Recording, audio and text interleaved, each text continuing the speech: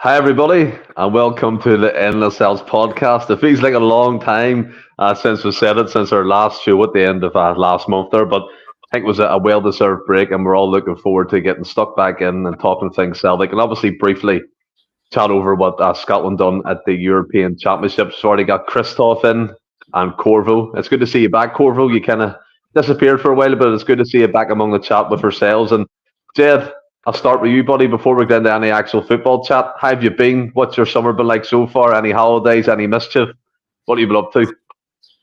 I've not had my holidays. I don't go away till September. I had a nice, believe it or not, I was at Gleneagles staying overnight on Saturday night to see how the other half live. Thank God it was free accommodation because it certainly is pricey. Oh my God. I was going to say, Jed, we must be paying you too much. No, it was, I'm fortunate my oldest daughter's partner, his company's got corporate. So he gave us, He got us a room and everything like that. And it was mobbed, really good. But it was, should I really be here? You know, this sort of vibes. But it was good. I mean, it was certainly let you see how the other half live. I parked my car 6 miles away because it was all Bentleys and Aston Martins and everything like that. I feel the exact same way like when the Marks and Spencers. You just get that kind of fear when you're in the island. People are walking around in their suits and that. That's not me at all. But I'm glad you enjoyed it, Jed. And also, you can tell your daughter's partner. You know me now. I'll take a wee trip to Gleneagles. No problem. McGinty, what about yourself, buddy? I know you've been itching to get back on. But obviously, people have been busy and stuff, and we took that break in between. A long break, let's say. But are you glad to be back? And how's your summer been so far? I think some of the boys definitely needed a break. I know I kind of focus on the Monday night club more than anything else, which I'm more than happy doing. But some of you guys for the last couple of weeks, last month there, you were really going at it pretty hard for the podcast. Big, long episodes, 3 times a week. Yeah, so well played to you guys. So far, so good for the summer holidays. I mean, the weather's turning pretty decent again, which is always a plus point. But like Jed, not been on my holidays quite yet. I think I'm away in 2 weeks, give or take, flying out to Hungary. But I've got to drive down to Birmingham, which ain't too far, but it's about 5.5, 6 hours at the crack of dawn just to get a flight that's half the price from flying out of Glasgow. That's how different it is. It's actually worth my while doing that drive. The price difference was unreal. But it'll be worth it because it's off to Hungary, see our side of the family and enjoy brilliant. Good food. Brilliant, and obviously hungry. She was happy last night then, Anthony? No comment. That's exactly what I was going to say. They're obviously Hungary had a big impact on the Scotland chances at the European Championships. Jed, you're obviously sporting a Scotland jersey there, the new one at the moment. There seems to be a bit of interference, so I don't know what it is, but obviously it'll sort itself out. It's just in my ears. I don't know if anyone else can hear it. But Jed, I mean, Scotland, let's have a wee look here. Overall, their fixtures. Let's see. They got humbled by Germany 5-1, but again, there's no shame in that. They drew 1-1 with Switzerland, and then unfortunately the sucker punch in the damn minutes of the game. And last night they suffered their end at the European Championships. I mean, how do you feel? There's people on our podcast who aren't massively into international football, but I know Franny, Ross, and Willie, they've all spent hard-earned money to go out to Germany to follow Scotland far. And I mean, Willie's been there from, I don't know, since last year, but it seems of it like he's posting in every day that he's drinking beer and he's enjoying his life with his wife as well, which is fantastic to see. But I mean, I've seen a lot of kind of backlash with fans on Twitter saying that there's some guy I seen on Twitter today saying he nearly spent 10 grand on that trip alone, and just to see kind of got out with a whimper. And again, would you have changed anything? Would you done anything differently from what Steve Clark did? Was it too conservative at points? Should he have went for it from the start last night, or where do you stand at the moment as a Scotland supporter? We 100% should have went after them from the first minute yesterday. I thought we were very, very defensive. Even my wife was watching the game and she says we're just not passing the ball, moving the ball quick enough. And she was right. And you knew it was going to come. The later the game went on, and especially after we never got that penalty. I mean, that is the biggest Stonewall penalty I think it's not been given in this tournament. It was an absolute diabolical. Again, Clark has got to take a lot of stick as well, because let's look at air captain McGregor. If you see, he's playing in a different role when he plays for Scotland. Almost, he's almost as if to say, right, Callum, when you get the ball, I don't want you making any of the runs. I know he made the run for the goal against Switzerland, but it's to give it to Gilmore, and Gilmore's to play the passes through. So you could clearly see he was following instructions.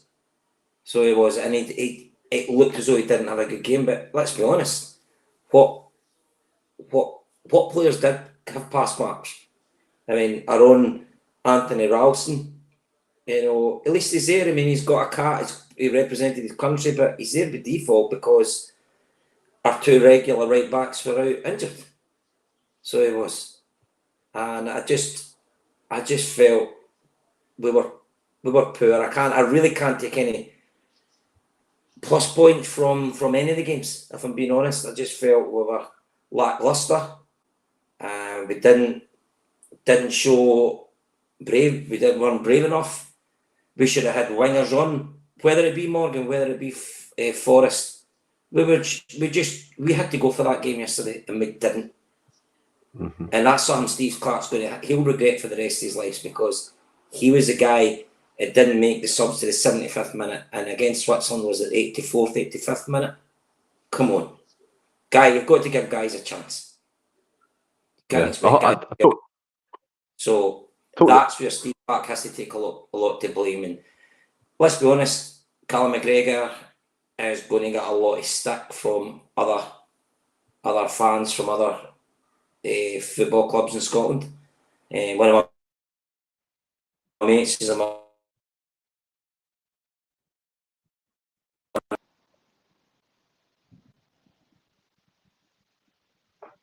Have we lost Ed, have we?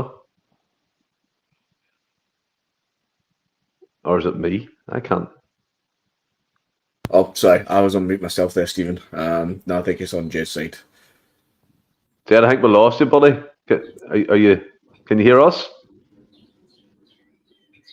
All right. Well, we'll continue. We'll continue on with the notion he was talking about. There, one thing that I noticed. We'll come on to the Scottish Celtic contingent in a wee second. Obviously, a lot to speak about with Calmack and Ralston and players of that nature. And Jed was right to point out, from me being a neutral that doesn't really follow international football to an extent where I'm fanatical about it or have a team that I particularly support. One thing that Scotland were crying out for me was wingers, was pace, directness, a wee bit of a explosive nature to their game. And I felt like watching McTominay, McGinn, Calmack, it was much of the same player with no real difference makers in around that team. And like what Jed said as well, I thought Steve Clark waiting to the 85th minute against Switzerland to bring on Shankland. Can't remember the other player he brought on, and then again waiting to the 75th minute to hopefully make an impact against Hungary. I thought for me the reason why I laughed. Oh, there's been interference, no? You're on mute, Jed. Are you? Can you hear me now? Yeah. Can you hear me now? Yeah. There's definitely. No. Come back out, back in, Jed. But yeah, sorry for the interference. Obviously, first podcast back. We're trying to remember how to do it. But what did you think about all that, McGinty? About all the backlash that people have been facing? Steve Clark himself, people saying get rid of him, his time's up. Where do you stand on that? So I'll caveat all this by saying that I'm not the biggest of Scotland fans. I'm patriotic as hell. I want independence for Scotland and all the rest of that, and I love football. So when it comes to the national team, I want to see them always do well. But at the end of the day, I've grown up through decades of not having a national team that you can actually get behind. As you can see, I'm spotting a Spain top tonight because Spain are playing on the other monitor. So I wouldn't say my allegiance lies anywhere else, but I find not to get too caught up on it emotionally. So when I come from this, I'm probably coming from a similar angle that Jed is, but possibly without a little bit less passion. But he's 100% right. What was going on last night was a mystery. It looked like for at least the first 20 minutes, it looked like Hungary didn't really care. It almost felt like they were very happy to not have the ball and let Scotland have a go at it, almost to the point that you would think, are you wanting us to win this game? Are you letting us have this game? Yet Scotland, as Jed said, I mean, there's no width, there's no attacking penetration, there's nothing there. So we got the ball into the midfield. Our midfield is blessed, to say the least, with some of the players in the likes of McGinn, Gilmore, McGregor, and even McTominay. The four of them in that midfield is an absolute blessing. Best midfield Scotland have fielded in many years, in my opinion. Very similar players. They are very, very similar. Again, there's no width. It's all holding midfield players who like to get forward, who look for the transition to go forward rather than none of them are traditionally defensive midfielders. So it's a bit awkward when one of them gets to the ball and they look up and it's basically another version of themselves, as you say, that they're passing to, but they're no out wide. They're about 5 yards in front or 5 yards to the side. So there's no width throughout that whole game. There's no urgency. It's, for 20 minutes we kept getting the ball in midfield and looking up and going, what do we do next? There's no instructions. There's no drive forward. There's nothing happening. It was baffling. And to see it get to the point of, was it 80th minute, 85th minute, when the subs were starting to find their feet and stuff like that, that last 15 minutes or so, including the injury time, that's the way the game should have started. And if Scotland started that game like that, and Hungary started the game the way that they started the game, then Scotland would have been about 2 or 3-0 up within half an hour. The game would have been done and we'd all be singing a different song right now. But we didn't. And credit where it's due a little bit.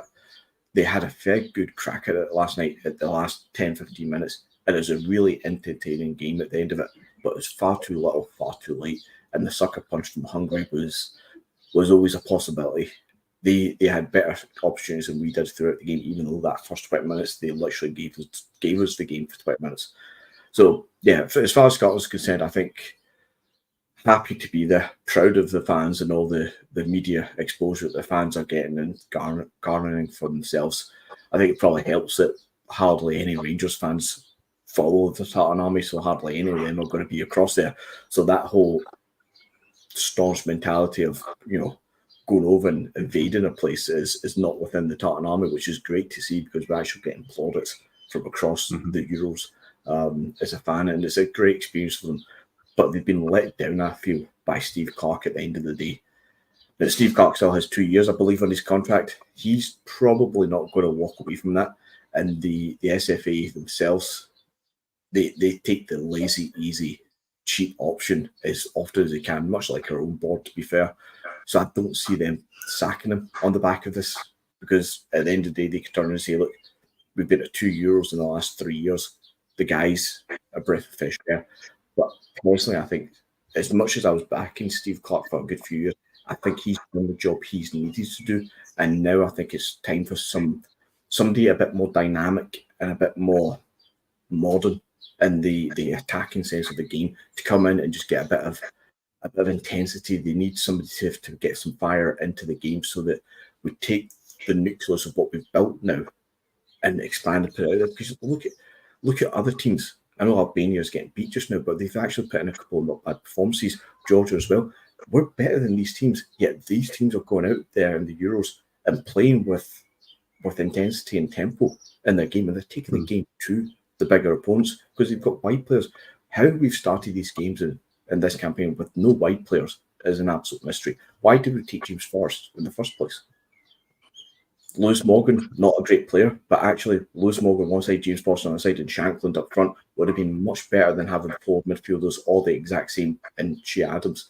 I would have rather seen a 4-3-3 with those 3 in the front and maybe a McGinn, McGregor, and a McTominay in the middle. That would have made more sense last night. But anyway, yeah, I think.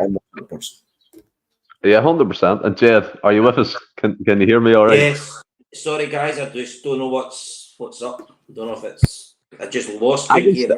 I can still hear me, but it's fine. I think there's an echo somewhere, but we'll crack on through it. We'll get through it.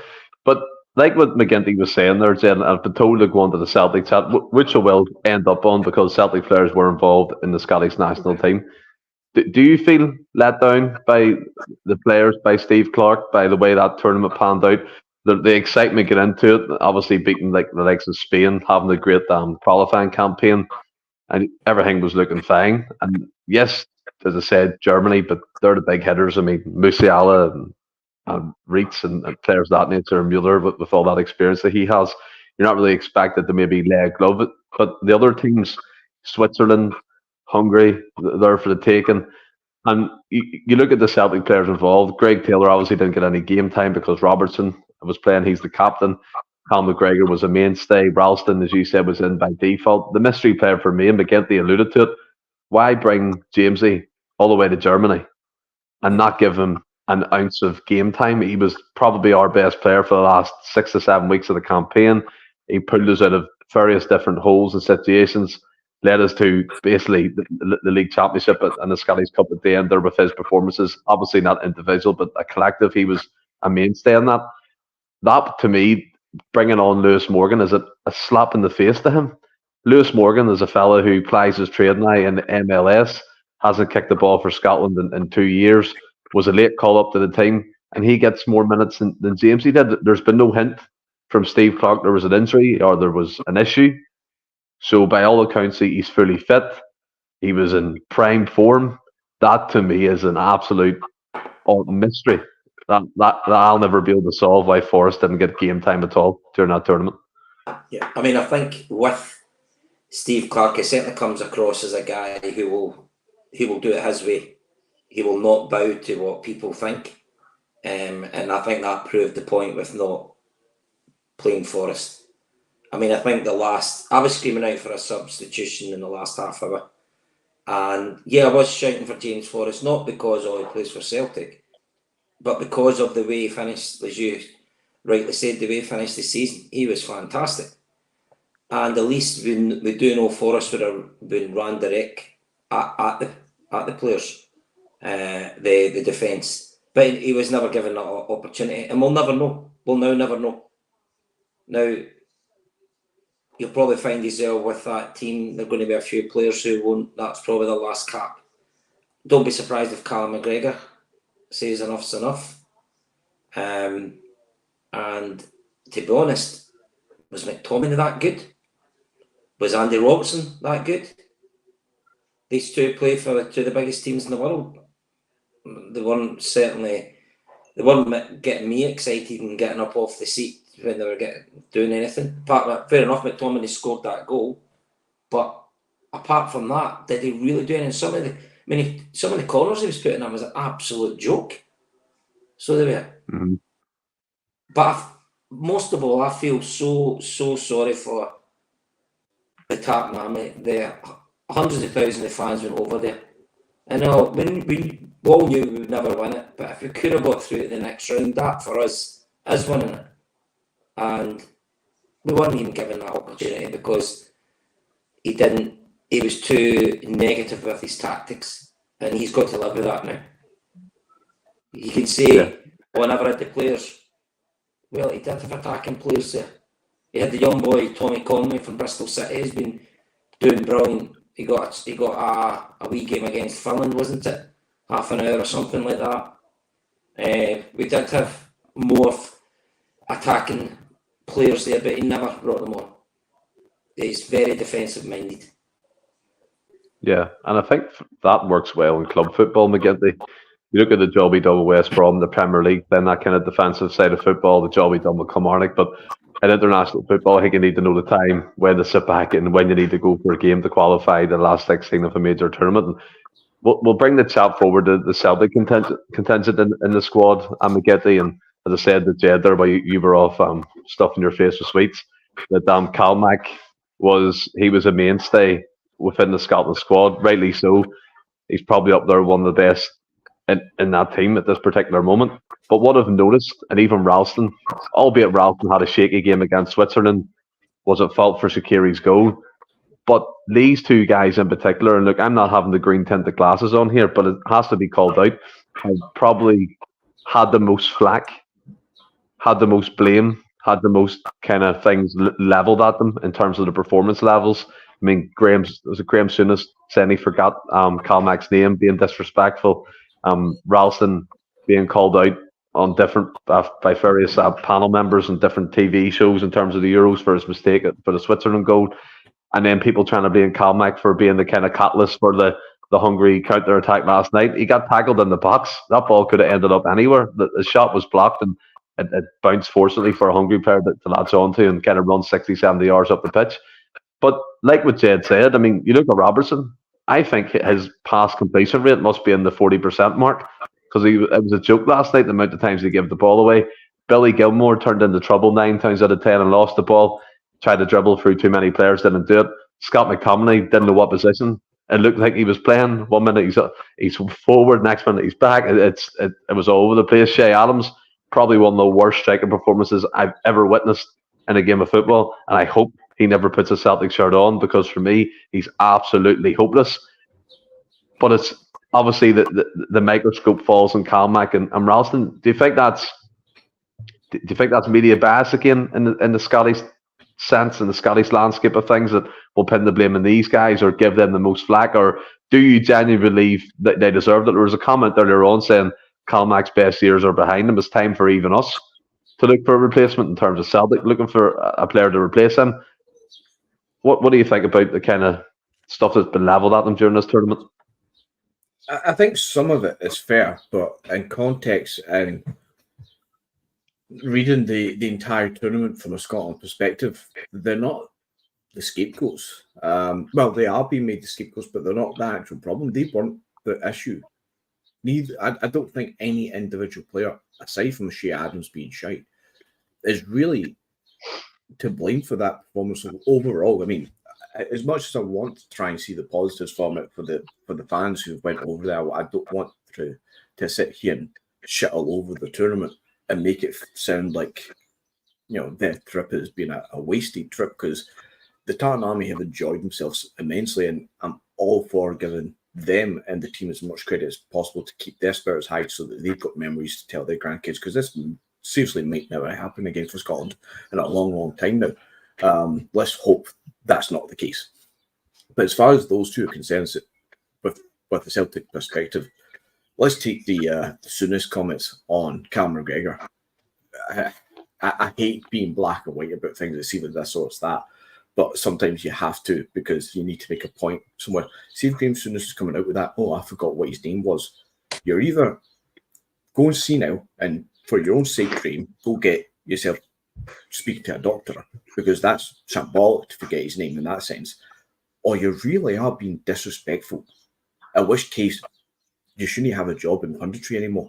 That's a real pity that he's getting paid a wage to do that and be that disrespectful to not just a Celtic captain, not just a captain within the squad of Scotland, but to a player who's put everything on the line for Scotland whenever he's been asked for. It's just complete disrespect. Take the Tony Ralston thing. Never been his biggest fan personally. I think he's had a brilliant season a couple of years ago now under Ange. He stepped up when he was needed. Same as Liam Scales last year, same as Greg Taylor has done in the past as well. I'm all for Tony Ralston being a backup right back at Celtic. That's his level. If not, go be a first team at Aberdeen or something. But see, for that goal, was there no Grant Hanley that pinged the ball in stupidly to him? There's no way, unless you were literally Messi, there's no way he was going to control that ball properly and put him under pressure. The pass he tried to make after that was, again, shocking, but the pressure he was put under needlessly forced him into a shite pass in itself. So he's not the sole person to blame for that goal. He'll get the blame because he's made the pass that's inevitably went to Shaqiri and he's got the goal. But, you know, I say they've been made the scapegoat, but not one player I think personally should be a scapegoat in that team. If anything, it should be Steve Clarke, who needs to take a look at himself here and probably do the right thing, as I've said earlier on. And it's a mystery at times. Actually, tangent here, guys. I finished reading a book last night, actually, about the rise and downfall of Barcelona over pretty much 30 years. The whole idea that, you know, Cruyff came in the 90s and done the whole Cruyffian football thing. Guardiola comes in and kind of reinvents it a little bit and pushes it forward and onwards. And you obviously got the peak years of Barca in Spain, where it's total football as far as the Dutch are concerned. But Barca basically globalised it. What Barca have done since then is stayed still. And the rest of global football, especially with Guardiola going to Bayern and now Man City, the rest of global football's crept up and modernised that again, and Barcelona can't compete against it. And it's the same with guys like Steve Clarke here. And this is why I don't think he'll be a success in club football anymore. He's got a method that worked at a time for Scotland. But see, trying to get 3 fullbacks into your backline because you deem them all to be world class and you don't want to drop them, which means you end up playing a 5 at back and be so defensive when the rest of modern football has actually went for this, I think they call it now, kind of storming, this over-intense pressing. And this is what the weird teams are doing in this tournament to try and get some joy, that they're just pressing the hell out of opponents. The game is completely moved away from this 5 at the back. There's nothing wrong with 5 at the back at times, but the way that Steve Clarke's trying to do it to the point where you have no real impotence up front, it is totally dinosaur. It's totally backwards. He's ruined. I think he's ruined his own legacy at this point, as far as Scotland's concerned. But as you say, we're nearly half an hour in, Stephen. I think we should try and get really onto the Celtic chat here. Well, follow us. We'll have another probably 3.5 hours to go on the Scotland games. No, I'm only joking. But look, I do want to give a shout out to my grandparents who celebrated their 60th wedding anniversary last week. So brilliant to have a granda watching as well and putting his comments in as usual. Very insightful. But yeah, great to have you along, and also happy anniversary for your 60th wedding anniversary. Love you both. But Jed, in that Scotland team, there's a few players that Celtic have been linked with, and one that crops up year after year before we move on to the others is Kieran Tierney. Unfortunately, Kieran Tierney picked up another injury, which seems to have him set back a few months. He was sent home from the Scottish camp. He's back in rehab with Arsenal. Do you think that kind of spells the end of any return talk for him this summer? It looked a bad one, to be fair. His knee locked and his hamstring went at the same time. It can't have been good. He's had to go home, and he seems gutted about it. But all the talk and all the whispers, and even our very own Willie got an exclusive video with him over in Germany when he said maybe it'll happen. You never know, type thing. But what do you think? Do you think that kind of spells the end of the KT talk? Yeah, I mean, I think it's put on their chat about a month ago. I was told the deal was already done from a guy, and personally, I wouldn't have taken him back because he's very injury prone. And to bring him back would be, £10 million for a guy who, how many games is that actually going to play in a season? We can't do that. If we had to spend that money, I mean, I love Kieran Tierney, but if we had to spend that money, we need someone that's fit. I know you could sign someone that could get injured tomorrow, I know that. But look at Kieran Tierney, even when he was with us, he did have a lot of injuries. He's went to Arsenal, injuries. He's went to Real Sociedad, injuries. I'm sorry, that's too much of a risk for me. So that's... Yeah, and look, I'm much of the same thought of yourself. I look at the situation, McGinty, without putting emotion into it. Obviously, the emotional side of a Celtic supporter would take him back in a heartbeat. Yeah. Celtic born and bred. He was played over 100 games from he was 18 right up to when he left to join Arsenal for a record breaking fee, £25 million up front. But I think Jed calls this bang on, his injury record. And by the way, sad to say, but I think Celtic have a massive part to play in his injury record. I think we overplayed him and overdone him in his early age. His hip flexor, his hamstrings, his knees, everything seems to be hitting him at the wrong time. He started off flying last year at Real Sociedad, got a couple of Man of the Match awards, got injured, was out to January, and the same thing happened again. He broke down and it was touch and go. If you make the Euro camp, he did. Second game in, same thing happens again. And it's just a story of bad luck for Kieran Tierney at the moment. And as Dad said, we love him, but a £10 million or whatever that fee may equate to is too much of a risk. And yeah, as Dad said, we could sign a player that could get injured in training for a fee, which is fair enough. But if you look at track records, Kieran Tierney gives me red flags, albeit his quality is world class, but we can't take that risk on an injury-prone player if we're looking to progress the squad in Europe and domestic levels. Again, I agree. I'm going to say a couple of things here, which are probably going to come back and haunt me throughout the transfer window, to be honest. So try and caveat as well. As Jed says, you can sign somebody tomorrow and they get injured and you're up shit's creek. It happens. The kind of thing that's getting talked about among Celtic fans just now is the goalkeeper position. You know, do we sign another 35-year-old in Dubravka?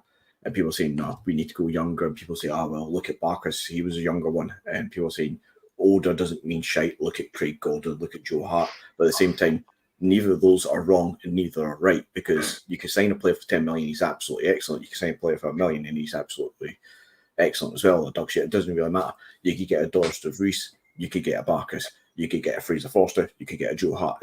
You know, it swings around, but it's just the best thing to do is look at the player individually and sign him based off of what and who he is. So we take Kieran Tierney and trying to take emotion out of this one and to try and take the whole love and romanticism away from it. See if Kieran Tierney had grown up as a Hibs fan in the same way that he grew up as a Celtic fan. So assume he wasn't a Celtic guy, but he's a Hibs fan and he got this big move and we were suddenly linked with him. We'd all be turning around and go, nah, he got his good move, he looked good, but he's injury prone to fuck with. But none of us would want him because of these injuries that are ongoing. And that's how we should look at this. You know, if I could sign him for free and 12k a week, then I might start entertaining the idea that you play him every second week with Greg Taylor and see if you can just walk through his injuries and solve it in some fashion. But that's, again, a mythical, hypothetical situation that's never going to happen. Bottom line for me at Celtic, I don't think we should sign him anymore. I would love the romantic side of it, but it just doesn't work out. On paper, he's £10 million, if that's the going fee for him. It's a lot of wages. You can't guarantee his injuries are behind him. The best thing for KT to do, personally, if I was in his shoes, would find that move back to Spain somehow. If Real Sociedad want to take you full time, brilliant, but try to do it in a way that gives you 6 months to recuperate. You know, get that big move and say, look, I know I've got injury problems somehow, some way we need to work through it. Kind of like we did with Tyler and Jimmy Forrest. We spent about 6 months to a year with Forrest of just saying, look, we need you to do this kind of exercise and this kind of training to overcome his injury issues that he had early on in his career and then get a good 5-6 years out of him.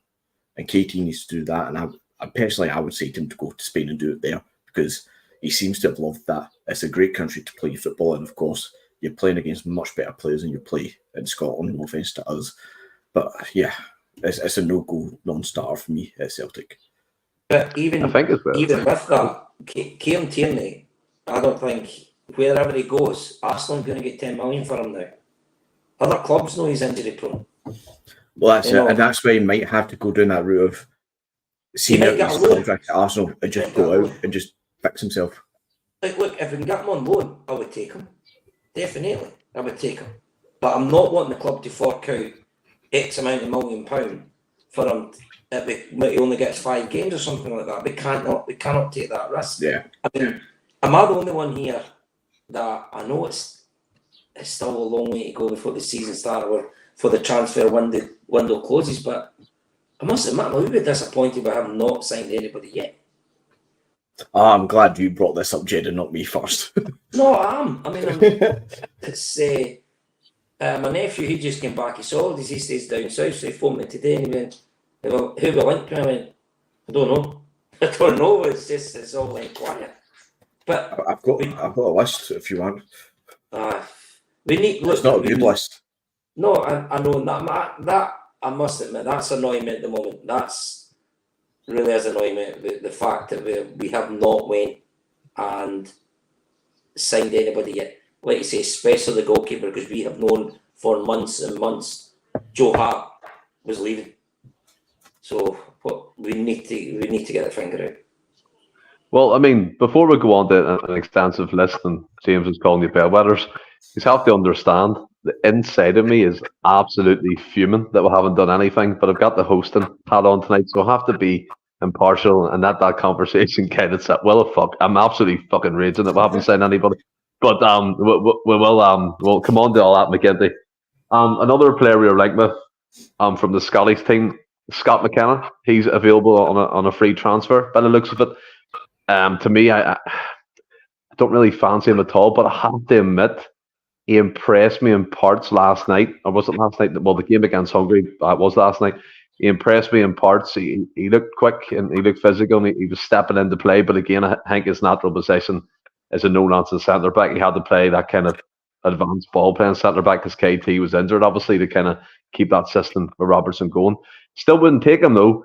But do you think he'd be worth a punt in your opinion on a free transfer to beef up that centre half area? Nope. You wouldn't think about that, Anthony?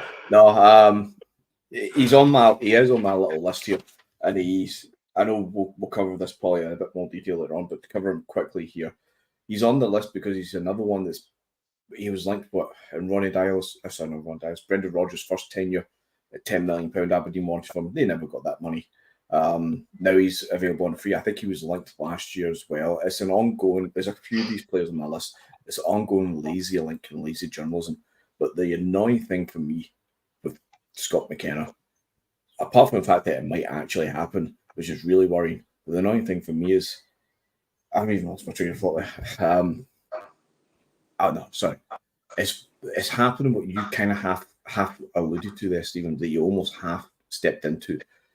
That we're almost as a collective, we're almost about to do what we did last year and in January with Adam Ida. It's almost getting to the point of, you know what, McKenna wouldn't be too bad. He'd fill a void of fourth choice that is, Liam Scales' position right now.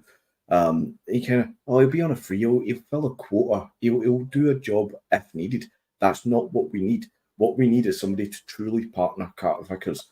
If not partner him, to replace him. We need that level alongside Carter Vickers. We need Mike Nawrowski to step up to that level as well. And then we need to look at Scales and Welsh. So where does McKenna fit into that? Because why would we sign somebody to challenge Scales and Welsh when we're screaming out for somebody to actually partner Carter Vickers? And that's not McKenna. I mean, I personally believe McKenna, just because he's a free, I think there's more chance of him ending up at. Jed, before you go on, I want to answer Tony Daly's question as well to throw in that McKenna argument. Do you think that he's better than Scales? Yes, but not by much. I would say, 50-50 on that one. I think, they're much of a muchness. I think McKenna brings a bit more physicality. I think we definitely need that. But like I say, I think because he's going to be a free, I think there's more chance of him going to Rangers with the situation they're in than him coming to us if he's going to go to Scotland, back to Scotland. You could almost imagine the signing video or the comments that Celtic would have 100 appearances for Nottingham Forest, both in the Championship, English Premier League experience, tough, robust, athletic, will be a great addition to the team. International caps and shit like that. International caps. They'll absolutely milk it like fuck, and that's what makes me worry. As Jay said, he's on a free. You actually could see him going across the site. But I think it's prime.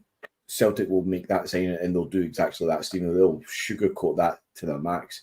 And once they start doing that, that's when Celtic fans start realising that's our marquee defensive sign, and that's where I don't want this to go. It has a bad feeling that it will go there. It really can't. It really shouldn't. No, totally agree. Plunge. Would you take him, Stephen? Would I take him? No, I think absolutely not. I wouldn't take him. And look, don't get me wrong. He impressed, as I said, he impressed me in bits of the game against Hungary because he looked like he was quick and he could take the ball and pass it. But and we're losing Stephen this time now. Oh, hello. I'm back again. But as I was saying, I remember him playing for Forest, and it gave me the fear every time I watched highlights of him and things of that nature. And he just looked like an absolute fridge, and he couldn't turn. He didn't have a yard of pace. He might look quicker than he did last night, but I wouldn't take him. There's a lot of supporting comments, which is quite frightening. And to get that Scott McKenna in the free. But again, is that the kind of the thinking that the board wants Celtic fans to think this way? That will be a good addition. I don't know, but I wouldn't take a punt on him. Plons McNugget did say there that Starfelt, there's a rumour he may be returning.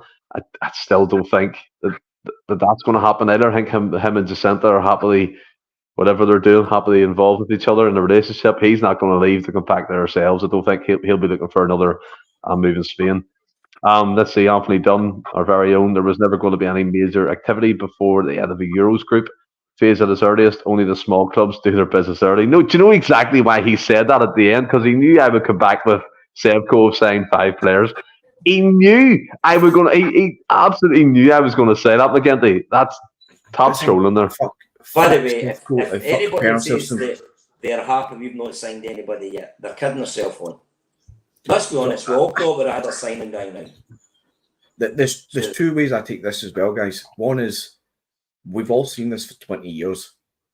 Apart from Ange being here, I know we're only week 2 of the transfer window being open, but there's really no serious interest being rumoured or linked in the papers. Nothing's actually like, oh, this guy actually, that's the sign that's going to come, like it's days away, here it is, that's again present. Nothing seems to be almost across the line. Everything is just names get tossed out and seeing what sticks. The clubs seem to be doing this thing that all clubs do, by the way, is throw names out there and see what it feels like, and then they might progress with it if they feel like they can get away with it as a viable signing, i.e. Scott McKenna. But we've seen this story for 20 odd years. Aside from the Ange seasons, we start these really slow, and this is the general feeling that will go throughout this window. Slow paced, lethargic, dragging our feet across the line to some of these deals. I know it's only 2 weeks into, an 8-week window, so I think it's early days still. I get that. But the signs are much the same as every other year, which is not a good thing. Not a good thing at all. Mm-hmm. In comparing ourselves to Rangers, and they've made, 4 or 5 signings. I don't care how many they've made. I don't care if they make 11 signings every week and change the squad every week for this transfer. I don't care what they do. And I don't care what other clubs do. I don't care what other clubs do across the continent either. I care what we do. And I don't mean this as a personal dig to Anthony, because I know this isn't what he was meaning here, but this is what I've seen from other people say as well on social medias. Oh, you need to wait until after the Euros because, players might have other options and Well, I'm sorry, we shouldn't be waiting until after the Euros to see if somebody impresses, to watch the price go up and watch them jump to Leipzig or somebody like that. We should be Anthony, we signed Alistair Johnson when he was at the World Cup. Aye. So the deal done before the January window opened. Yeah. The deal was done for him signing that. But why are we not doing that now? Again, my concern, I'm obviously concerned about a lot of things now, but my concern is I've said a good few months ago, I've got a feeling we're going to lose a lot of players as well. First team players, O'Reilly. Don't be surprised if Atati's away. Don't be surprised if Kyogo's away. So it's not just a case of we need to get people to replace them. We need to get people to replace them who are better. Yeah. That's where we need to go to the next level. And we have them, we have the funds to do that. But every transfer is a risk. I know that. But we back the club as fans, we back it. Back them all the time. The season tickets are all sold out again. So please, let's not have excuses of the Euros, everything like that, because we'll be looking at players who are not even at the Euros. Because we'll be looking at markets where it's a lot cheaper, because a lot of the players at the Euros is going to be out in a price league anyway, a price range anyway. Tony Daly, I see in the comment there, is making a good point about that, and I kind of want to link it to that. No, I can't see the comments though. He's making a comment about the reality is, though, that some of these players will have multiple suitors and they'll be holding out for the best deal. I get that from a player's perspective. But equally, as we keep saying about, you could sign a great player for 10 million, you could sign a dud for 10 million, you could sign a dud for $1 million, you could sign a great player for $1 million. These players could go into the Euros and be thinking, right, I'll go in, I'll have a good tournament, and I'll look great, and I'll get a good move to whoever. But they equally could go in and have a shiter. And they suddenly realise, I could have went to, for example, Celtic, and all of a sudden Celtic are like, nah, we don't want you anymore. So I see the reason that some fans have, or wait until after the Euros, or the players might think this. It is possible, but at the same time, it shouldn't be holding us to ransom for not doing any deals. If we want a player, we should already have scouted them for months now if not years, i.e. Joe Hart's replacement. Why are we waiting so long? Why are we not doing anything about it? Yeah, again, it's always a slow burner in the early parts of these summer transfer windows, and we'll hear that word quality time and time again being spoken about that we should be bringing in. And I get that as well. See that excuse that the European Championships are on or a tournament's on? It's a load of absolute shite. Do you know what I mean? These deals should be tied up before the players should be even stepping foot on the pitch for their respective national teams. AJ, prime example, was mid-tournament, and we snapped them up and the deal was done and everything was announced. So it can be possible. It's plausible that we can do it. And look, I look at nations like Serbia, Georgia, all the wee ones in between, that gap between the likes of Belgium, France and Italy down. Surely there's players that we could attract in and around that. But before we come on to the full-scale transfer side of things, going to break it up and do a wee bit of who am I? There's only 4 players you need to guess tonight, which is a relief to everybody because usually it takes Savers on about 4 hours. So, well, by the way, it's all goalkeepers. So that should really narrow it down. Comments off. They stay off the brand section. So if you want to go into banners, go ahead, but stay off brand. Yeah. Jed can't see the comments anyway. I will get back to the comments in about 5 or so minutes. We'll bring up the answers as well. But if you just want a clue, just ask me, and I'll definitely give you one. That's no problem at all. But player number 1, are you ready? Is it just shouting out? Well, yeah, you can shout out if you know it, obviously. But if you want clues, you can ask me as well. Go. Right. So player number 1. Who do you think this is? Douglas. Oh, goddamn! Nope. Marshall? Right. Spanish keeper, is it Barreto or something? Nope, it's not. That's not any of them. Ask me clues and we'll get to it. Gordon Marshall. Right, McGinty. Unload your machine gun, and we'll get boom. Any do you want clues? No, is ex-Scotland goalkeeper. Nope. Mine's just been blank. No. Oh, he did play for Scotland. Yes. Yeah. 2 caps actually. Bring it back. 2 caps. Oh, I can picture. Ooh. Anyone want a clue? The shot's too late to be Stuart Kerr, surely. That's what I was thinking, Stuart Kerr. I think it's too late. That's a 2000, 2001 kind. No, NTL is 99, isn't it? To be Stuart Kerr. I'm going on to the comments here to see if they're saying that. You have a wee chat amongst yourselves, see who's got this in the comments. Oh, Paul McFarlane has it correct. Well done. Paul Stephen Kennedy also 100% correct. There's no Rab Douglas, there's no Gordon Marshall, no Stuart Kerr. Who else was there that was Scottish? You can ask me questions, lads. No, it's fine. Who is it? Who is it? Can you take the emoji away? Right, I'll give you one clue. They should give it away. My club before I joined Celtic was Bradford City. Doesn't it help me? Oh, it does.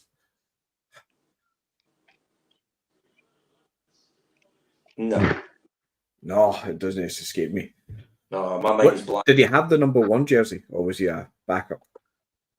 Tony Daly, to answer your question, he had 2 caps between 1999 and the year 2000. So he wasn't really good then. No, he was kind of shite. Studs Lanigan, cracking wee podcast list and deserves more subs. Appreciate that, Studs, a lot. Thank you. Yeah, I get up with it. Right, one more clue. We'll go one more clue. Now, in 2009, I ended my playing career at Wellington Phoenix. Well, that's... I know who it is now. I'll say his name, Jed. No, that's it. Not got a clue.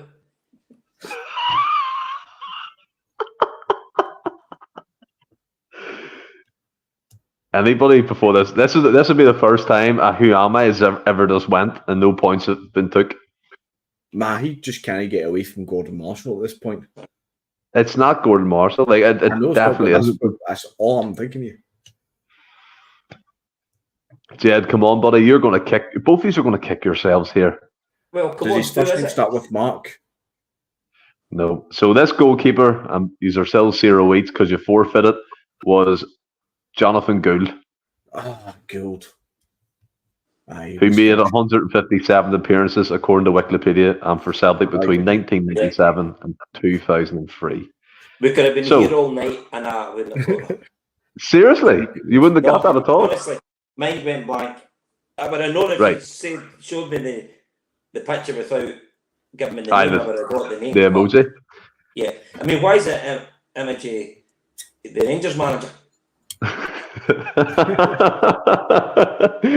Right, player number 2 or goalkeeper number 2 is this fella. That's Marshall. No. Jed's in early. It's not Marshall, no. It's Kieran. No, he's later than that. He's 2002, 2003-ish. It's Carlin brand, is it no? Is it Magnus Hedman? It is, in fact, Magnus Hedman. Great shout. Great shout, Jed. It's 1-0 to Jed. Next goalkeeper.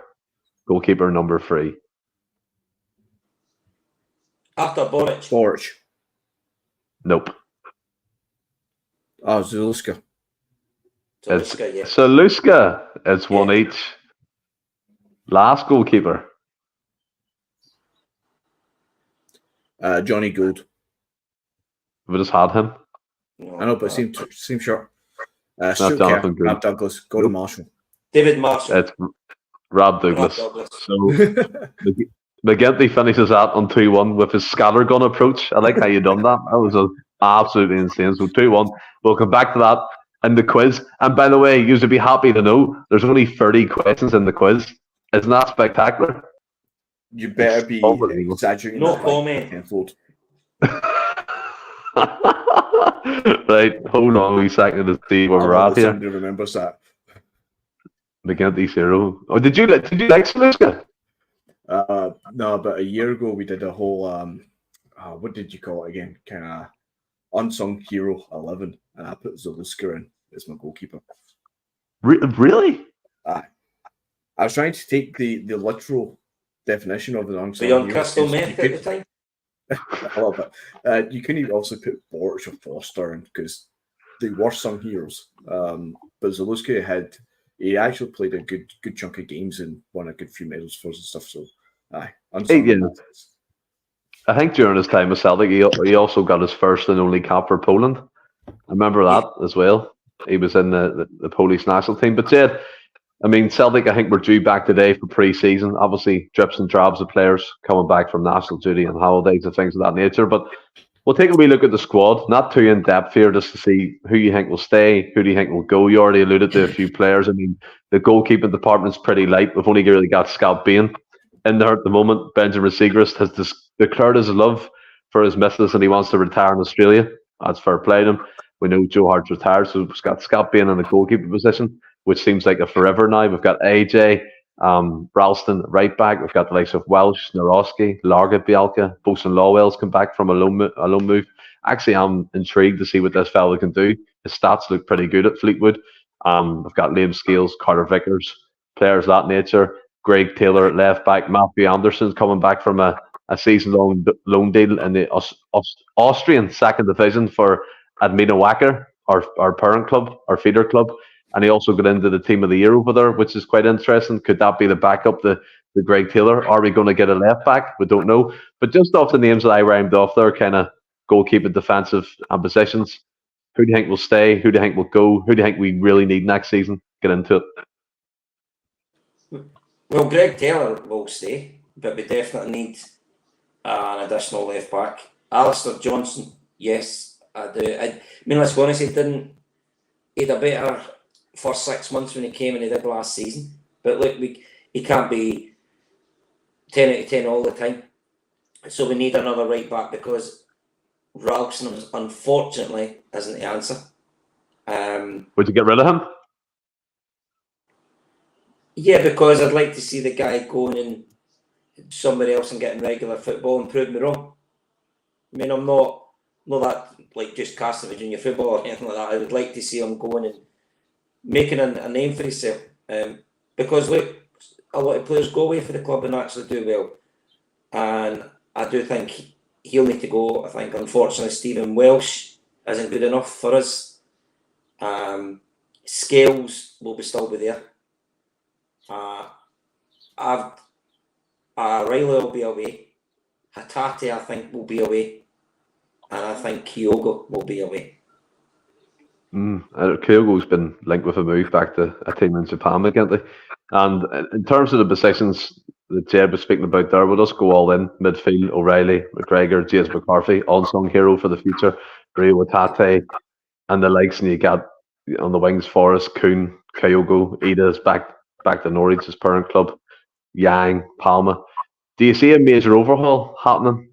I certainly can see it, and I'm with Jed here. I believe O'Reilly will be gone. I think Atletico aren't giving that up. I think Inter Milan are interested. A few English clubs. There's going to be a bidding war to speak on that one. I think Atate, his time might be up. I think Kyogo. I said it to Magranda recently. I love Kyogo McGinty, but I just don't think Rodgers fancies him. Rodgers wants that focal point, that physical, athletic, tall striker he can build the game off, and also that striker can get in behind and affect the game that way. So do two jobs instead of one.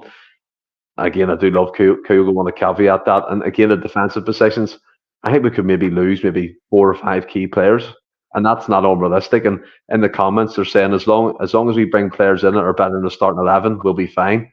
But it'll be a big push to get better players than O'Reilly, better players than Kyogo, and the likes. And it could be a tough window.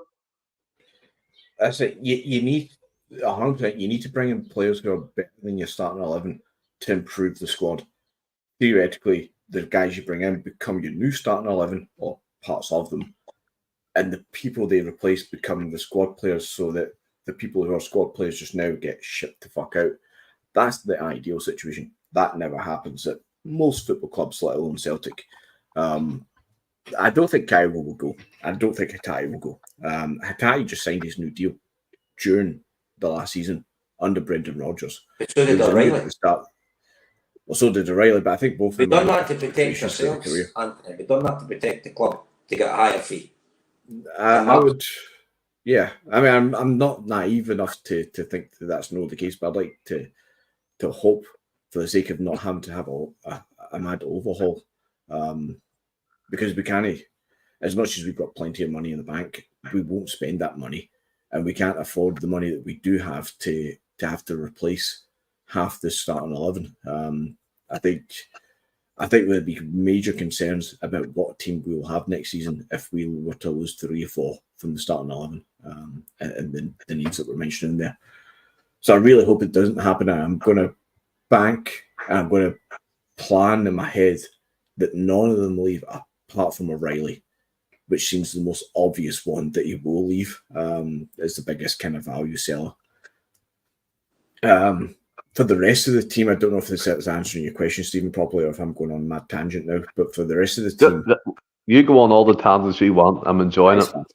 You do what you want. I would get rid of the obvious deadwood. I think there's a good 9, 10, 11 players that are the obvious deadwood. Kobayashi. What do you think's going on with McCarthy as well? You say deadwood. What do you think's going on with him? I mean, he's 32, signed for Celtic and had a 4-year contract with a decent wage and didn't have to kick the ball. Like most people near the end of their careers, they're taking the easy route out. It happens all over the place. I mean, I'm not going to hold the guy, I'm not going to hold it against the guy personally, but, it's a stupid signing from Celtic, especially for 4 years. I can understand 1 year, maybe stretched to 2, but that is a 4-year deal. That was majorly stupid from the club. But guys like McCarthy, guys like, it's going around the media just now, 7 or 8 players that we signed last season for about 18.5, 19 million, and not one of them started in the cup final sort of thing. They're all dead. We're talking about guys like Tilio, Yang, Kwan. We can name them all, the rest of them off. It's a good chunk of money that we've actually wasted just a year ago. That if we were to get any of that back would be a magnificent, but to actually get rid of them off the books would be even better, regardless what the fee would be. But then we need to actually replace them, as I said before, and the people in the comments, with better than the first 11, so that the rotation improves you as you go forward. But I would fear that we'd end up signing guys like McKenna. And this was this guy for McCowan, what was his name, the midfielder? Luke McCowan, Dundee. I think he's again, quite... That's just going to be another sign. I know, what is he, 26, 27, something like that. It's probably his age range that we should go for, but he's not exactly blessed with amazing talent and experience that's actually going to improve us. So what's the fucking point? He's not the caliber. He's the age range, but he's not the caliber that we need. I'd fear that we'd sign too many of these players who would become squad filler more than anything else, because as we keep saying now, we need better for the starting line. If we're going to lose Matt O'Reilly, we can't sign Bernardo as a Matt O'Reilly replacement. Bernardo comes in as Bernardo to continue his development. But if Matt O'Reilly leaves, we need to literally go out. I mean, okay, we get 30 million for Matt O'Reilly. We need to go out and spend 10 million on a Matt O'Reilly's replacement. And if we've got a proper recruitment and scouting team who can go find that from Sparta Prague, from Dynamo Kiev, from Zagreb, from wherever, from Brøndby or whoever club we go to, and find these players for the 8, 9, 10 million, we need to go and spend that money to find a Matt O'Reilly replacement. We need to go spend £6-7 million to get a partner for Carter Vickers. We need to go spend £7-8 million on a striker that is complement the right word, Kyogo, because I get what you're saying, Stephen, that something different, but I get what you're saying, and I get what other people are saying, that Kyogo traditionally isn't a Brendan Rodgers type player. But see that way that, I think I already said this as a podcast last month, see that way that we're all screaming out to sign somebody like Ida, who would be more, or Edward, who would be more in line with a Rodgers type striker. That's great, because everybody keeps saying it's something different. But see, once we get that striker, who is a Brendan Rodgers striker, who is Brendan Rodgers' number one striker, guess what? We need somebody different for when that option doesn't work. So in the same way that we need Ida was good for 8-9 goals for us for the end of the season there, we need the opposite for when he's not good, and that's Kyogo. So I would not sell Kyogo at all. I think, what did he not? Still got 20-odd goal involvements last year. And he was shite, apparently. So, for a guy who cost us, 3.5 million, he's done no bad for a good few years now. I wouldn't be selling him. Unless he makes movement to want to leave, I wouldn't sell him. Can I ask you two a question then? Do you honestly think we're going to have a good transfer window? Forget about the players it's going to leave, about the players that we're going to come in. Do you think we're going to have a good transfer window? Well, that's for me, Jed, is the age-old question. McGinty said something there that's quite striking. We spent 18 or 19 million pounds on 9 to 10 individuals in the summer transfer window. And the Celtic board, all they hope is that one will stick, like a Matt O'Reilly, and they could sell on for 30 to 35 million pounds. That's the best case scenario. If you flip that and you divide that 20 million into 4, there's £5 million on 4 players that you can spend who have proven quality, proven experience, and played in somewhat major leagues in European football. Because you look at Serie A, you look below the top 4, there's fees they're paying for players like €4 to €5 million, and then they end up at Juventus or the likes. You look at the Bundesliga, it's the exact same thing, that they're spending between €6 to €7 million. Celtic can get involved in that. Celtic can, if they're inventive enough, can look at these markets and think, maybe they won't be attracted to the SPFL, but we can offer them 8 games in the Champions League. We can offer them a pathway into England or whatever. That's the way we have to think now. We have to be that club that's that stepping stone. And I know that no individual is bigger than the club. I fully agree with that. And I fully respect that. But for us to sell a package to a certain player or a certain type, we need to show them progress. We need to show them where they could be in 4 to 5 years' time, what they could be doing, blah, blah, blah. But we need to offer the right financial package behind that. That includes fees, that includes wages. I expect a major shift in the way we operate in terms of the transfer market. I really do, in the upcoming windows, including summer and January this year or next year. What concerns me is our head of recruitment, Mark Lowell's left. the chief scout along with him, Lee Dungeon, has left. There's been no announcement on any replacements. Mark Cooper, a talent scout in South America, who, by the way, we've had on our books for maybe 78 years, has come into a role that's probably more full time, but he hasn't been employed as a chief scout or the director of scouting or head of recruitment. So there's different voids around the club that still haven't been filled. There's positions in that club that need to be overhauled, and it's probably never going to happen. And our recruitment strategy is throw 2 to 3 million fees out for 9 to 10 players and see what sticks. That needs to change drastically for us to improve. Every year we look at the European football with excitement on the podcast. We talk about the group phase. We talk about what we could do, and 9 times out of 10 it's disappointment. But then you get hit with the excuses that they operate at a different level financially. They do this in different leagues and have these quality players and blah blah blah. But these quality players started somewhere. These quality players started in the youth academy, worked their way up, and moved throughout their careers for different transfer fees and the right teams at the right time with the right recruitment model. And I always hark back to it. Brentford, to me, is the prime example. In League One in England, they started the Moneyball operation. They were signing players from the second division in Spain, second division in France, and vice versa in Germany. And they were progressing through the leagues. And now they're a stable Premier League club. Brighton, to an extent, have done the exact same transfer model with data, with numbers, analytics, the right kind of coaches as well in that environment to help them players along their journey. We should be a modern club, and what I hope for the future is, I look at the developments at Barrowfield, and I'm excited, but you can't fill the positions that are going to be available in that new state-of-the-art training facility with the same old faces, the same old names, the same old road that we always seem to go down. But do something fantastic, and we fill the coaching capacity with the likes of Darren O'Dea, the likes of Johnny Hayes, whoever it may be. I know Charlie Mulgrew was linked, but he went to Hamilton. That's his level. He should have been considered for a Celtic job just because he played for Celtic, and he'd done well, of course, but that shouldn't qualify you to get a coaching role. There's a lot of, I know I've delved into coaching here, but I expect a major shift. And the one hope that I cling on to is maybe Brendan Rodgers as well. See that list of names you had to do use for 2 or 3 transfer windows? Boom, scrap it. We're changing the strategy. We're changing the fees. We're changing the direction players we're looking at. And is it naive? It probably is, because we say the same thing year in, year out. We've got record money in the bank. And yes, I totally agree with people saying that you can't really expect a lot to do with the Euros on. I get that. But there's major clubs in European football still making moves. Well, just because the Euros are on, you don't switch off your lights and turn off your computers and turn off your phones.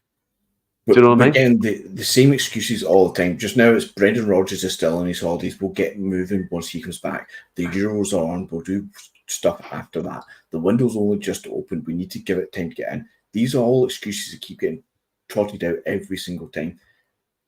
Life doesn't stop. And football most certainly doesn't stop as an industry.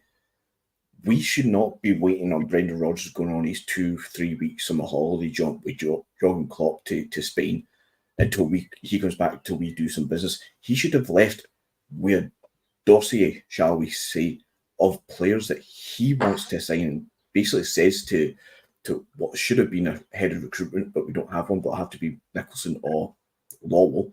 He should have turned around and says, look, there's my 3 goalkeepers in that order. And I appreciate if I can't get him because he's priced out, then I'll accept that, but I want the second one. Don't fuck around.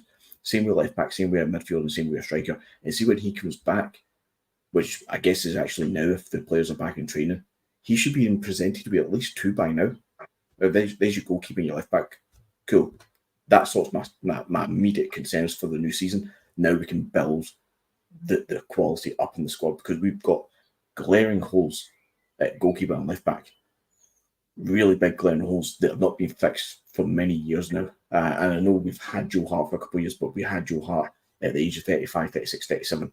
We knew he was retiring, yet we've not got anybody lined up, to the point that we actually chased Livakovic last year, apparently. Apparently, we're offering 5.5 million, and it turned out that we never did. He moved to Fenerbahce. He's had a bit of an incident at Fenerbahce where he now wants to leave Turkish football. And apparently today we have tabled an unofficial, don't ask me how that works, £7.6 million bid for Livakovic. I don't believe an ounce of it, because if we really wanted Livakovic, we would have signed him last year for £5 million. Why would we spend £7.5 million now? Exactly. Do you think the board are going to look at that and think we'll bid an extra £2 million? Not a hope. No. But Jay, do you ask the question? What do you think? No, you know how why I actually have been thinking about this for the last few weeks. I've been watching on social media when Brendan Rodgers first came. When you look at the team that we had then, the Scottish Sinclairs, Lee Griffiths, your Dembele's, Boyata at the back as well. How many of our first team at the moment would get into that team? There's no many. There really isn't many. I just feel we have went backwards. We definitely went backwards last year when Anne's left. Our recruitment was absolutely abysmal last year. Mm-hmm. And then before I came on tonight, I seen in one of the Celtic webs, and then we all know we take things with a pinch of salt, rumours, but we're supposedly interested in AJ Matthews, an 18-year-old from Middlesbrough. I'm not wanting a prospect anymore. I mean, he's been banging in the goals at youth level. Right, okay, that. If we can get him for a free, and hopefully then I can do it, but that shouldn't be... that's not the sort of market we're going to go. That's the only story as well, Jed, isn't it? That's the only story, AJ Matthews. I really am concerned, and I hope to God I'm wrong. I hope I'm wrong. I just like the card that just said, I was hoping we would have had one or two new faces in by now. And I get that, Jed. I get the frustration at the end there as well, because I'm feeling the exact same. I get that it's early, but I really wish there was more substance to the story. Well, can I throw something? Because it really is looking. It's really looking like every other season for us just now. I don't see the positives in it. Well, people are saying, look, and you have to give weight to the argument, and I totally agree in one aspect of things as well, Jed. Yes, it's tough, right? Let's park that kind of argument at the side where it's tough to sign players at the Euros and when football competitions are on. That's fair enough. But one position that we've known that will be vacated since February was the goalkeeper department. Correct. With or without a head of recruitment, surely the God, Rodgers, even in his head, and I believe he would have targets in mind for that goalkeeper position, whether it's legacy targets that he fought off before, whether it's fresh targets that he's been impressed with. But yet, we haven't signed no one. And we could have confirmed a signing from February right until this day that we're sitting in June at this precise moment. We could have got one or two over the line because we're losing Siegrist and we've lost Joe Hart. That's definitely confirmed the retirement.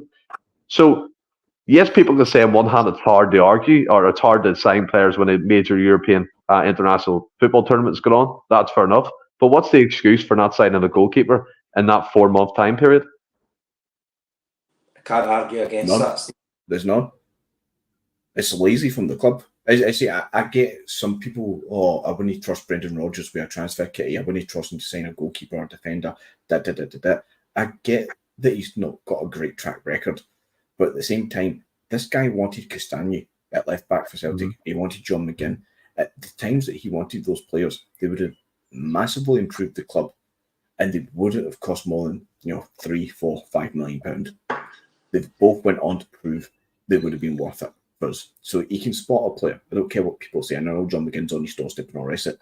But I'm looking at the squad list actually from that first season because Jed brought it up there, having a look at it. The centre-back option was Simunovic, Boyata and Sviatchenko. That's not Cole Touré. He brought Cole Touré in, who actually played half a season worth of games, but actually did not too bad to literally show it up as he was hoping Doris de Vries would do as well. It's actually not too bad. Keep in mind, Beaton would have played there as well. It's a not bad backline of centre-back options compared to now where it's Carter Vickers would get in that team. That's it. That's it. But every single one of those names that I've just mentioned there, and I'm not mentioning Ayer because he wasn't really playing much of that season, every single one of those players there, Sviatchenko, Boyata, Simunovic, would get in ahead of everybody but Carter Vickers in our current squad. Yes. All three of them. I mean, even looking at the fullbacks, Izagiri came back, you had Christian Gamboa, who's not too bad. Tierney was there. actually, Michael Lustig, it actually was a decent backline when you think about it. Mm-hmm. But so that's what I'm saying, guys. We have, and especially last season, we have went so far back. We have to do a massive improvement to get where we were 18 months ago. Yeah. Not even I think to as well. Where we were under Rodgers in his first season. This is just to get under where we were when Ange was there. We've got big strides to get to that level again. And that's my worry. I think as well, Ted, what you're saying there rings true. Look, by the way, we won the league and the Scottish Cup. Fantastic season. Unbelievable success. Dominance is contingent, and we all love it, right? But we have to call out deficiencies when they're there, especially in the recruitment department. The fact is, we haven't replaced Jota. We haven't replaced Starfelt. And fast forward this to now, we're looking for an extra 2 to 3 players on top of that again. And that's without any of our key players leaving, which, if we lose maybe a Matt O'Reilly and another individual key player from the team, that's going to be a tough ask. And then we'll be saying the game same again in January. We didn't replace this guy. We didn't do this. The forward planning, in my opinion, for a professional modern football club is absolutely shameful. There is none. It seems like you throw enough shit against the wall and you see what sticks. And then Tony Daly comes in and McGinty. But what if the top 2 goalkeepers he wants are in high demand and the players want to see what shakes out? I don't think it's simple just signing the guy. It's hard to convince top guys to come to Scotland. I totally understand what you're saying, Tony. But at the end of the day, it's been 4 months, and you can't be telling me that Joe Hart and Rodgers didn't have that conversation Christmas time or pre-Christmas. That's totally fine. And then so yes, I get the fact you're saying, but I can guarantee you one thing, McGinty, his top choice for a first choice goalkeeper will be way in the hell above a second choice goalkeeper. So a second choice in that respect should be easier to get in the door, get settled, and then you get your first choice in. But we've got none of them at the precise moment. So the way clubs generally work, and how much truth and all these names are going to hold up is anybody's guess, really. But clubs are happy. Celtic definitely do this, especially with guys like McGowan. Release names into the wild to see what the feeling is amongst fans. If they get a feeling back that's really negative, clubs generally will pull away from that signing and don't go. If they get positive outcomes and realise actually that's a free signing that we could make and it's really positive hitting with the fans, they might be more inclined to chase that one. So we've had names this summer so far, of Livakovic, who we've just discussed as well. And why would we pay $2 million more than we did? But apparently would have offered last year or could have gotten for. Yep. You've got the Irish boy Keller, who's now valued at $35 million. Not going to happen. You've got Perez, the 23-year-old Munich goalkeeper who's Israeli. And I've got nothing against signing Israelis, but don't think it's an option for Celtic as a club just now. With everything else that's going on, we've talked about that. We have had you've got the boy at Man United, the Turkish boy Bayinda. He actually excites me more than anybody else on this list because he played 116 odd games for Fenerbahce. He played a few qualifiers in the conference and even the Champions League. And he seemed to be establishing himself as the number one at Fenerbahce and got his move to United. Didn't really play any games at all last season. So there could be some truth that he actually would want to move out of the club to get good times. You've got the French boy at Vogo, who's just been relegated at France. You've got Peter Janssen, not had any updates in about 2 weeks. He's at Sparta Prague. You've got Dubravka, the backup goalkeeper at Newcastle, who's 35. And you've got Pence as well. I've got no real information on them. They're the names of goalkeepers that we've been linked with in the last 2 or 3 months.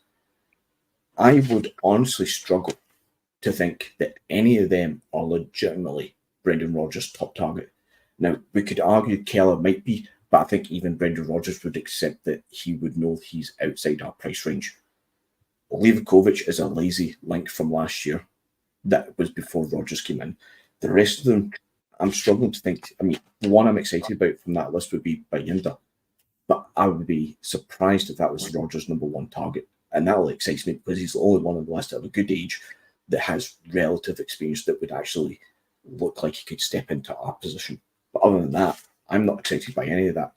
And I don't think Rodgers would be either. Yeah. Guys, can I make a wee point on the goalkeeping front? I think it is really important, whoever we sign, if it's a foreign keeper, that he can speak good English. Because I think to be a goalkeeper, you need them to be vocal, shout and everything like that. And if they've got to come in and learn the language, it's going to take a wee while. We can't afford to be doing that. We need a goalkeeper coming in that's got a very good command of the English language. It's all right, I know we brought Kyogo and that, but that's different. The goalkeeper can see the game. The strikers can't see all the game. The goalkeepers is in front of them. So we need someone that can speak good English. Start calling you Steve Clark there, Jed. No, it's I think I'm going to smile a wee bit more than I do agree. Please, I'm not being racist in any way. No, I get you. I agree with you. Yeah, exactly. But he could speak English. That's the bottom line. He needs to be able to communicate because of the position we're now in, but we've neglected that goalkeeper position for so long. I 100% agree with you. He needs to be able to communicate with with at least backline, if not the rest of the team in front of him, because he needs to control it. Really has a whole area. He needs to control it. He needs to be like a second captain on the pitch. Joe Hart was fantastic at it. So otherwise, as you say, I've nothing against obviously people who would need to learn the language of the game here, but we don't have the time for them to do that and settle in culturally at the club and find his feet and also find the language barrier and others. We just need as little hurdles to get over as possible so they can hit the ground running as fast as they can. Chilpin comes in. Why does this channel have so little subscribers? Look, we appreciate the community we already have. It is growing and it's steadily growing. But if you want to share it among your friends, family, Celtic supporters, please do. We appreciate it a lot. And we don't really say it enough, probably. I think we all agree to subscribe and like and do all that kind of stuff. But look, we appreciate every like, every comment, and everyone who watches and listens on audio. So it doesn't go unnoticed. We do thank everybody who joins us on these nights. Even with that, I mean, we are all very, very passionate Celtic fans. You know, we all talk shite at times. You know, we're only wanting the best for the club. That's all. As same as all the supporters. You know, but I do think on here a lot of us are very realistic. We know we ain't going to go out and compete and be knocking the Barcelonas of this world off their perch again. You know, we've just got to be realistic. First and foremost, their bread and butter is the Scottish League. Everything after that's a bonus for me. Yep. And speaking of bonuses and competing, we're going to end tonight on a wee quiz. A nice wee 30-question quiz. It's currently 2-1 to McGinty. I'll do what I usually do. First one to reach 15 wins it. McGinty, can you turn your computer off, please? It makes me uneasy when he's on that, to be fair. Because he's more or less cheating. Comments are off. He's got 5 screens. Right. So at the moment, it's 2-1 to McGinty. I'll start with question 1, just so it's easier for me to keep a track of. If you want to help me keep the scores, because this will get a bit messy for it, please do. And then the comments. I still have the comments on, so get you heard that. So get involved. Right. So question number 1, and a shout out, by the way. How many times has Liverpool won the Champions League? 5. 6. Nope. It was 5. It's now 6. 3-1 to McGinty. I'll give you. Question 2. Yellow and red cards were first introduced at which year's World Cup? 74. 1970. Yes, Jed. 3-2. And it was at Mexico, that one, wasn't it? James Kennedy smelled the club. Here, I've seen Scotland's Euro campaigns from 96. It's absolutely woeful reading, by the way. But yeah, Smell the Glove comes in. Tony Daly as well is correct. So it's 3-2 to McGinty. Question number 3. Terry McCann in Minder and Wolfie Smith in Citizen Smith both supported which team? Fulham. Celtic. Boom, Jed. You're in. I love 3 each. Love it. It's one of my favourite programmes.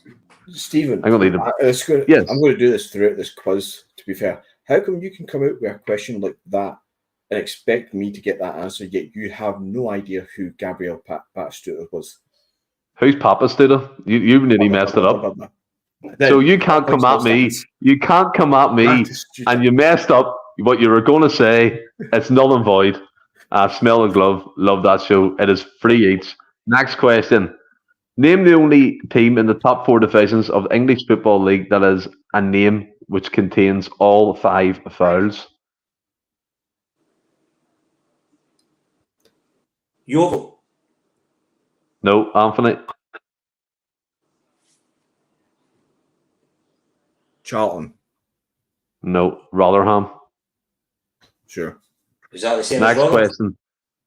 You're a man. See, it's my. Why do I always get it? I always get it so tight with the way I speak. I don't know why. I've got a lisp, and it does my head in, and some words don't come out the way I want it to come out. But there we go. There we go. You just slated me. Because you went Papa. Like, even I know it's whatever it was. Babastuta. Look, I'm close again. Look, see. Right. Next question. We're still tied at 3-3. The 1954 FIFA World Cup final saw West Germany beat which side? Uruguay. No. Italy. No. Jed, one more guess. Brazil. Hungary. Wow. I actually fucking knew that. That was in the book I just finished reading. Really? But yeah, I knew it. Also, I didn't know it. Next question. Still tied at 3-3. Name the 3 clubs which have spent just one season in the Premier League. What Premier League? In the English one? EPL. Yeah. There's not. See trying to find Scottish football quizzes. It's fucking mental. That's one of them. Oh, you want 3? Sorry. Yeah. Sheffield. Swindon.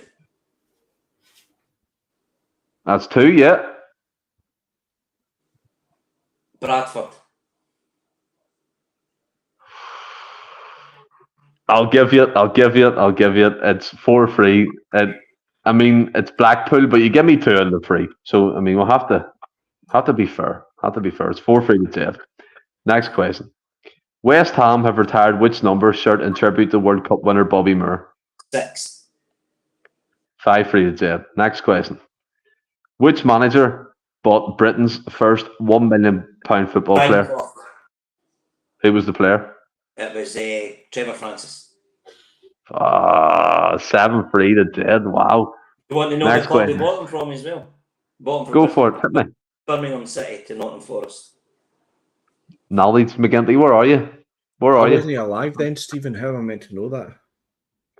Did you see the questions Gav asked me? Like, that's do you know what I mean?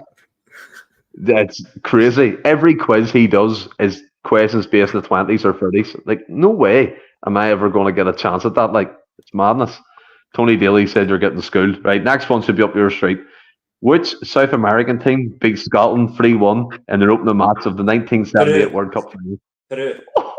8-3. Wow, and Scotland getting beat again. There's a trend here. Next question. How many Premier League clubs competed in the first Premier League season? 18. Nope, McGinty. 20. 22. Is that APL or the Scottish League? 9-4. EPL. 9-4 to Jed. Which player who's not British or Irish has the most Premier League Championship medals? Drogba. Schmeichel. Nope. Sure. De Bruyne. Nope. Ryan Giggs.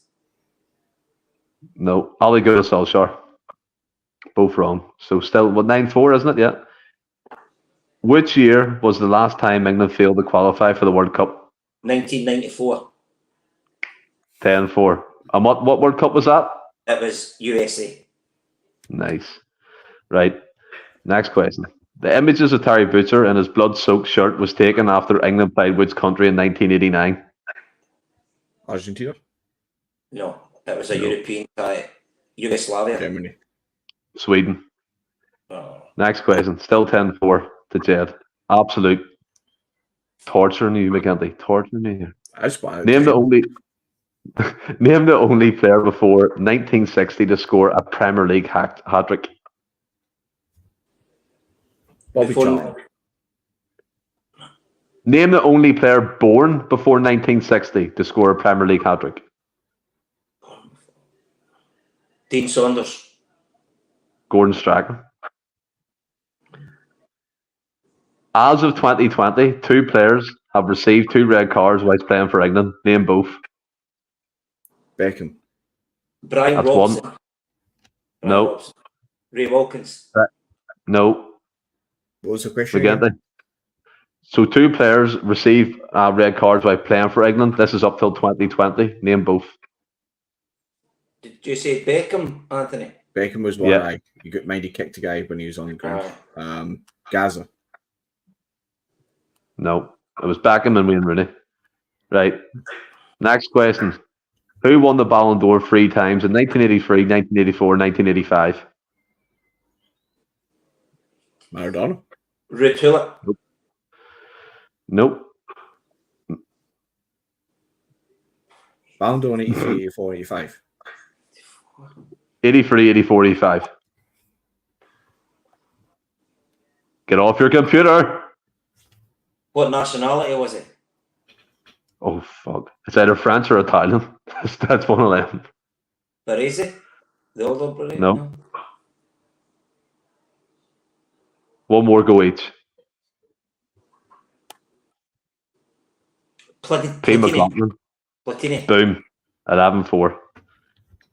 Name the first country to host the World Cup twice. Uruguay. Nope. Host, not win. Host. Germany. James Kennedy. No, maybe not. I don't know about that. Like, it was Mexico. Next question. Still 11-4. We're coming to the end here, so whoever has the win here takes it. Which football club did Paul Gascoigne briefly manage in 2005? Millwall. Gateshead. No. Kettering Town. Maidstone. No. Hey, hold on. Who made a record 310 consecutive Premier League appearances between 14th of August 2004 to the 7th of October 2012? Paul Scholes. Speaking. So who made a record 310 consecutive Premier League appearances between the 14th of August 2004 to the 7th of October 2012? Rooney. No. Gary Brad Speed. Friedel. Last question. Finally, it looks like Jed's ran away with it. Can he make it 12-4? Which club sacked Alex Ferguson in 1978? St. Mirren. 12-4 indeed. But Jed ran away with that, McGinty. You're much like me in the quizzes. I only shine during the podcast. He quizzes. Fuck that. I'm absolutely wolf at them. But have you two enjoyed being back on and getting back into the game? Actually, yes. Always. Got a few things off my chest. Nice. I've got a few things off my To chest, be honest, I but could have I've been got a more lot things worse. too. Didn't really come across as too negative. Mr. Dunn would be on the WhatsApp saying it when you have a word with yourselves. Oh, Mr. Dunn. Listen, he's watching WWE. He's all good. But look, I've thoroughly enjoyed tonight. Everyone in the comments as well. I greatly appreciate all the comments and all the love that we're getting tonight and having a laugh and being back on. I know it was a break 3 weeks, but like McGinty said, we were absolutely busted. We were doing like 3 to 4 hour shows towards the end. So we're back into it now.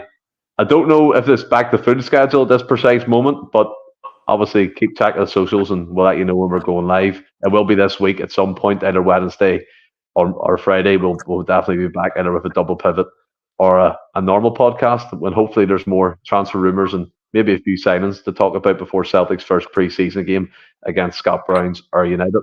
But until then, everyone, stay well and keep safe. Hail, hail.